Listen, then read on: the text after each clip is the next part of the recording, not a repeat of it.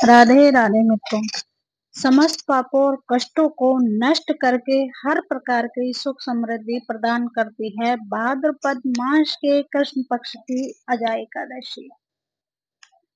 आज भगवान विष्णु के उपेंद्र स्वरूप की पूजा आराधना की जाती है। व्रत और पूजा का विधान तो सभी एकादशियों का ही एक है और एक एकादशी भी इसका अपवाद नहीं है। तो धर्मराज युधिष्ठिर ने विनय पूर्वक भगवान श्री कृष्ण से कहा कि हे देवकी नंदन, अब आप मुझे भाद्रपद मास के कृष्ण पक्ष की एकादशी के बारे में बतलाइए।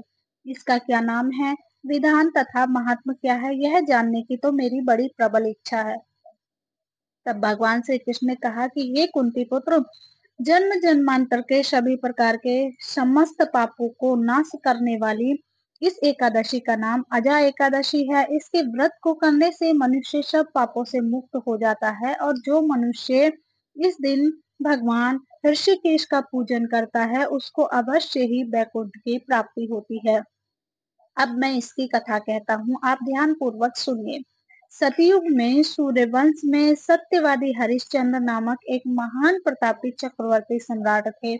एक बार उन्होंने अपना संपूर्ण राज्य राज ऋषि विश्वामित्र को दान कर दिया और दक्षिणा चुकाने के लिए अपनी पत्नी और पुत्र तथा स्वयं को दास के रूप में बेच दिया। राजा शमशान में चांडाल का दास बन करके सत्य को धारण करता हुआ मृतकों का वस्त्र ग्रहण करता रहा, मगर किसी भी प्रकार भी सत्य से विचलित नहीं हुआ। कई बार राजा चिंता के समुद्र में डूबकर अपने मन में विचारने लगता कि मैं कहाँ जाऊं, क्या करूं जिससे मेरा उद्धार हो। इस प्रकार राजा को कई वर्ष बीत गए। एक दिन राजा इसी चिंता में बैठा हुआ था कि गौतम ऋषि आ गए। राजा ने उनको प्रणाम किया और अपनी दुख भरी गाथा सुनाई। राजा की बातें सुनकर के गौतम ऋषि ने कहा कि हे राजन, आज से 7 रोज बाद भाद्रपद मास के कृष्ण पक्ष की अजा एकादशी आएगी। तुम विधि पूर्वक उसका व्रत करो। इस व्रत के पुण्य के प्रभाव से तुम्हारे समस्त पाप नष्ट हो जाएंगे। राजा ने गौतम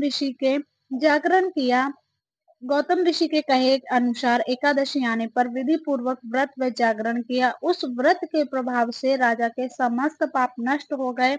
आकाश में बाजे बजने लगे और पुष्पों की वर्षा होने लगी। विष्णु, शिव तथा इंद्र आदि देवता भी उसके सामने आकर के उपस्थित हो गए। उसने अपने मृतक पुत्र को जीवित और अपनी स्त्री को वस्त्र तथा आभूषणों से युक्त देखा। उस व्रत के प्रभाव से राजा हरिश्चंद्र को पुनः राज्य मिला और अंत में सपरिवार स्वर्ग को गए। अंत में भगवान कृष्ण ने कहा कि हे युधिष्ठिर, यह व्रत अजय एकादशी के प्रभाव से ही हुआ था। ये जो कुछ भी हुआ है ये सब अजय एकादशी के प्रभाव से ही हुआ है। जो मनुष्य विधि पूर्वक इस व्रत को करते हुए रात्रि जागरण करते हैं उनके समस्त पाप नष्ट होकर के अंत में स्वर्ग लोक की प्राप्ति होती है। इस एकादशी की कथा के श्रवण मात्र से ही अश्वमेध यज्ञ का फल भी प्राप्त होता है। राधे राधे। ओम नमो नारायण।